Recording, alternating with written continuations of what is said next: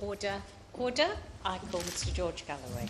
Ms. Brooke, the highlight of my parliamentary career was undoubtedly the wonder goal I scored for the House of Commons football team at the Stretford End at Old Trafford at the Manchester United Theatre of Dreams. The goal has, of course, passed into history, but less well known is the fact that the little inside forward who supplied the final pass in a move involving the legends Pat Crerand and Bobby Charlton, Sir Bobby Charlton, was the Minister of State whom I face in this debate today. We've always had civilized relations, indeed friendly relations, and I hope that they survive this next 30 minutes, for I'm going to have to say some pretty harsh things about the government's policy, and undoubtedly, as the Minister for the Middle East, he'll have to come in for his share of criticism. But there is nothing personal intended in that, as I'm sure he knows. The Minister is highly qualified as a Minister of the Crown, but the least of his qualifications was the most important qualification in being made the Minister of State at the Foreign Office. And it is this: he was previously a luminary, indeed a leader, of the Conservative Friends of Israel. And that is an indispensable condition in Britain. In the 25 years I have spent in the House, and I suspect very much longer than that, no one can be the Minister for the Middle East in Britain if they are not a member, preferably a leading one, of either the Labour or Conservative Friends of Israel. And that's the first problem I want to deal with today. It's the fact that you have to be a friend of Israel to be the Foreign Office Minister for the Middle East, which speaks volumes about the absolute unwillingness on the part of the British state, the British government, the British Parliament, to face up to its responsibility to the Palestinian people. It is the fact that in this building, the entire tragedy of the Palestinian people was authored when our Foreign Minister, then Mr. Balfour, promised on behalf of one people, a second people, the land which belonged to a third people, at a time when we didn't even possess the land of Palestine, even as an imperial possession. That is the original sin in Britain. All the blood that has flowed under the bridge since that declaration was made. And the fact that we don't recognize our special responsibility to the Palestinian people. On the contrary, you have to be a friend of Israel to be the Minister for the Middle East. That is central to our problems and to our credibility in the Middle East.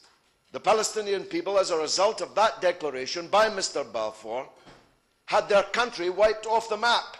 We hear a lot of talk in the Middle East about people threatening to wipe other people's countries off the map. But the only country that has been wiped off the map in the Middle East is Palestine. Go to your atlas, Ms. Brooke, and you will see. The Palestinian people were scattered to the four corners of the earth, stateless, paperless, passportless, hunted from pillar to post, regularly subject to massacre and attack of one kind or another. And all of the responsibility for that originates here.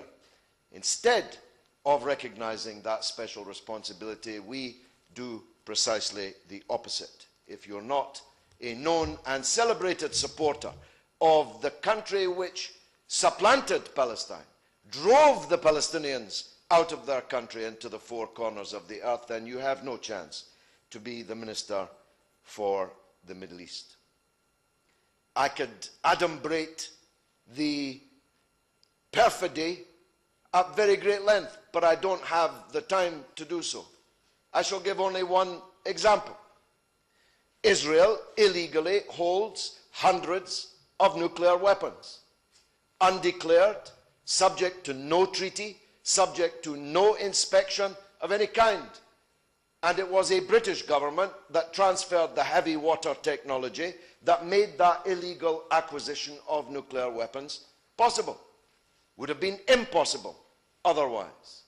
We know that Israel has hundreds of nuclear weapons because the brave Jewish whistleblower Mordechai Vanunu told us, for which he was kidnapped in Leicester Square and ended up serving 18 years in solitary confinement in an Israeli dungeon. When brought to court, his jaws wired together like Hannibal Lecter, in case he told us any more about this illegal mountain of weapons of mass destruction. Israel has a mountain of weapons of mass destruction. Iran has no weapons of mass destruction. The IAEA says Iran has no nuclear weapons, and there is no evidence that it's trying to build them. Yet it is Iran that is subject to endless sanction and threat, whilst Israel endlessly has the red carpet rolled out before it. And successive British governments, I admit that the last one was even worse than this one. Mr. Blair is now in almost permanent residence in occupied Jerusalem.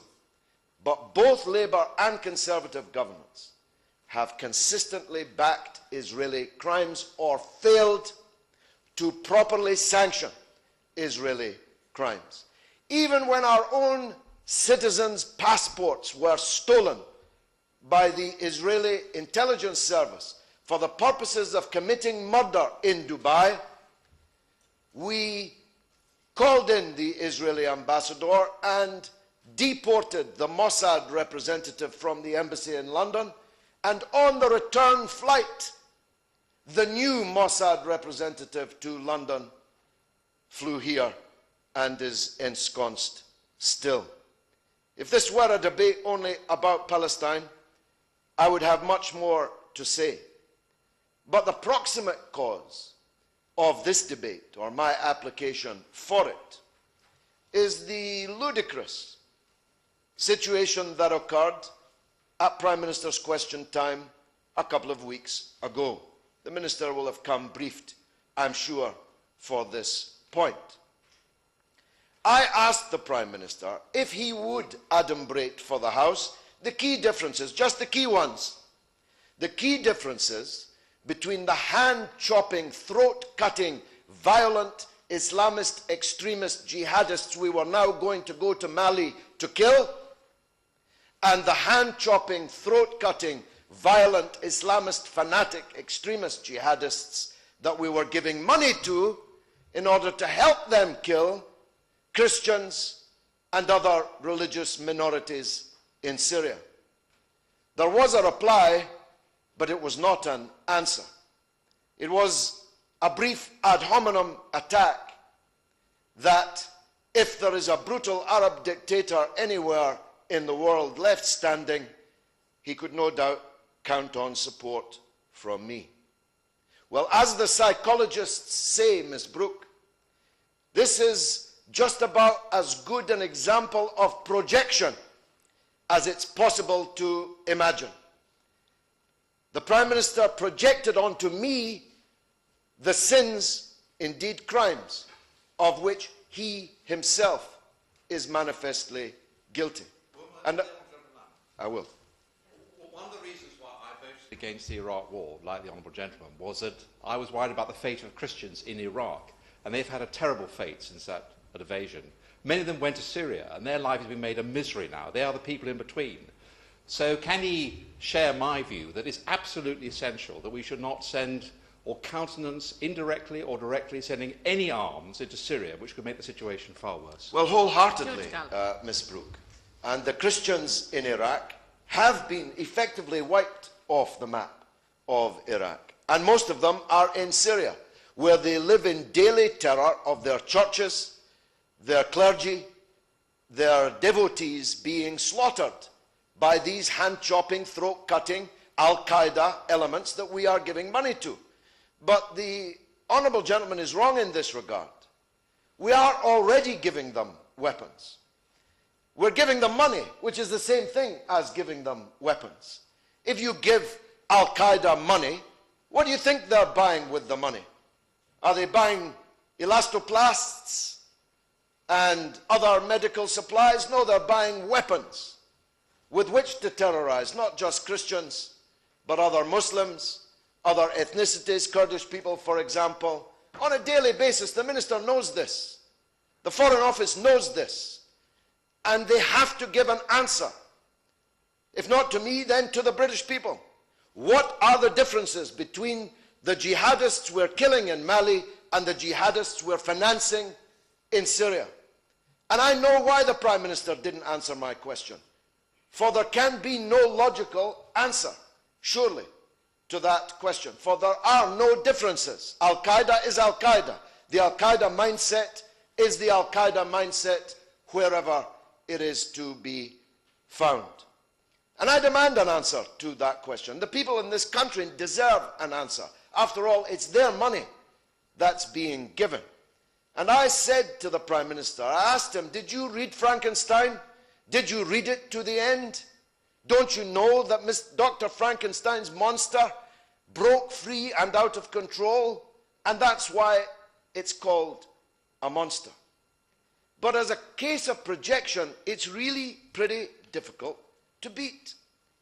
In The Guardian, an American journalist by the name of Glenn Greenwald, I think the day after, if not the day after that, wrote the following: Cameron's attack on George Galloway reflects the West's self-delusions. In an act of supreme projection, the British PM accuses a critic of lending support wherever there is a brutal dictator, the core policy of the US and the UK.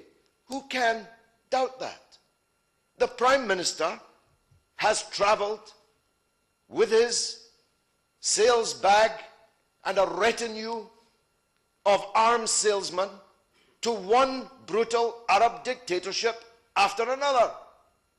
I don't know where he is today, but it'll be a red letter day if he's not trying to sell weapons to a brutal Arab dictator today. Saudi Arabia is our best friend in the Middle East. We sell billions, tens of billions of pounds worth of weaponry to the Saudi dictatorship, some of which are used in other countries. In 2009, the Saudi Air Force used UK-supplied Tornado fighter bombers in attacks in Yemen, which killed hundreds, possibly thousands, of civilians. The Saudi army is in occupation of its neighbor, Bahrain, where the democracy protesters are being gunned down on a daily basis using guns bought from us. Soldiers trained by us. We have a military training mission in Saudi Arabia, the darkest tyranny in the entire Middle East, the most brutal dictatorship in the entire Middle East, is in occupation of its neighbor, killing people because they demand the right to vote. I give way to the right honourable gentleman. I'm most grateful to my honourable friend for giving way.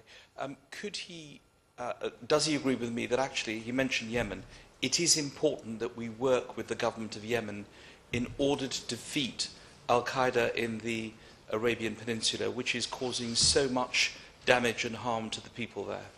It is important that we work with the government of Yemen, which has come to power as the result of a popular revolution against a dictatorship supported by the British government. This one and the last one. But before I leave Saudi Arabia, we have sold £15 billion worth of weapons a year. According to a report I have here, Saudi Arabia, with whom we want to broaden and deepen the UK-Saudi relationship, is already very broad and deep and is the UK's largest trading partner in the Middle East, with annual trade worth £15 billion a year. How does the minister think people in Syria feel when they're told that we're giving weapons to jihadists to bring democracy in Syria, when our best friend in the region is the darkest tyranny of them all?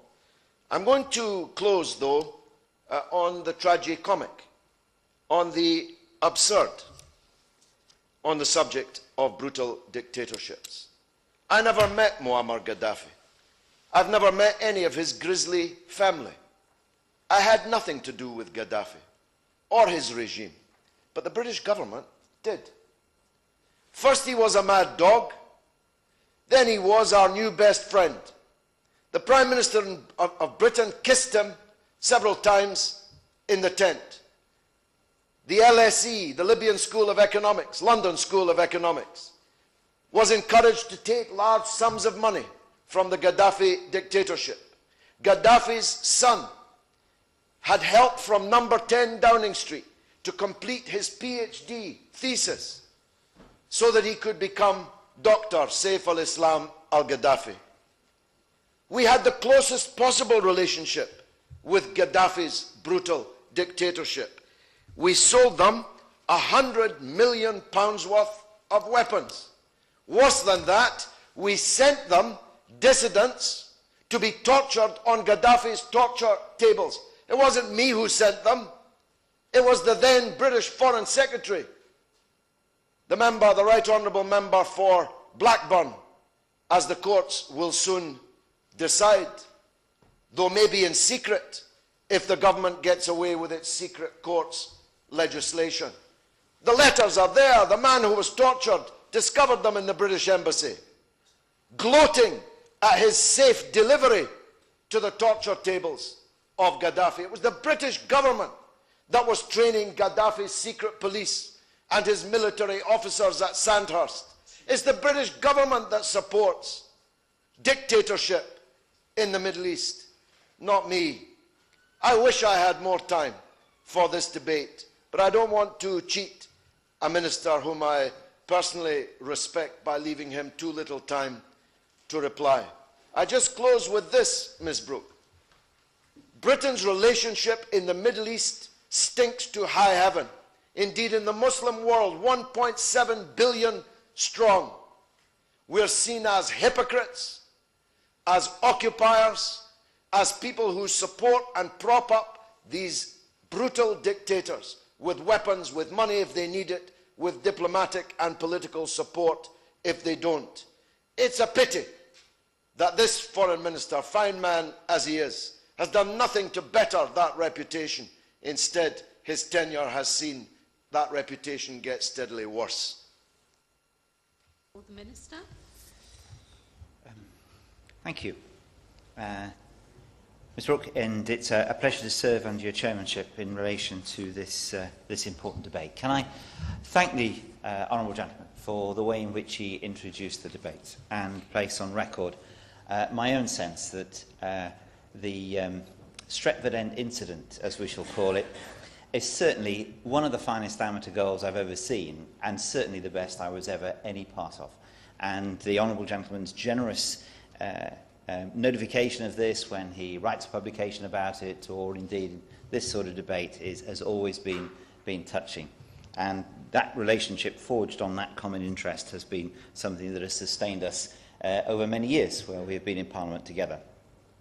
That, of course, is where it all diverges. And I have to say, although I have always admired the honourable gentleman's passion, his ability in terms of rhetoric to hold an audience, the gentlest I can say is that I think on occasions his passion and his commitment can cloud judgment. And a number of things said during the course of his remarks today I shall endeavour to correct, as I think he took a particular point and extrapolated to a position which I think is genuinely untrue in terms of both fact and United Kingdom position. In the short time available to me, what I would like to do is, just before I deal with some of the specific points mentioned, just put on record our own interest in relationships in the Arab world, because they are difficult and complex. And then I'll deal with some of the specifics. As the House knows well, this is a complex region. Some of the most difficult foreign policy challenges the world faces: nuclear proliferation, Middle East peace process, the appalling war the Assad regime is waging against its own people, ungoverned spaces providing havens for terrorists and extremists, are found in the region. The United Kingdom's security and prosperity are intertwined with the Arab world, A mere 9 miles separate Europe from North Africa at the Mediterranean's narrowest point. Many of the countries in the region are important partners in tackling terrorist threats. Hundreds of thousands of British jobs are linked to trade and commerce with the wider Middle East. It's fundamentally in our national interest that the region becomes more stable, more open, more free and more prosperous over time, and that we have a part to play in that. Our relations with the Middle East are designed to further Britain's security and our prosperity, to deliver opportunities that will create jobs in the UK, to ensure the safety of British nationals overseas and at home. This is the heart of our policy. And we seek to do so in a way that upholds and promotes our values at all times. Our belief in universal human rights, in justice, in equality for women and for minorities. We do so as a matter of principle, but we also know it reinforces our other interests. Over the past 2 years, the region has seen momentous change in the form of the Arab Spring, change which at its core has been led by the people of the region in a demand for dignity, a voice, a fair prospect of employment.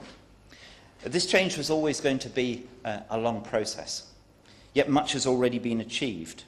From Tunisia with its democratically elected parliament, Morocco with its free elections, Yemen undergoing a political transition, all of these are genuine achievements.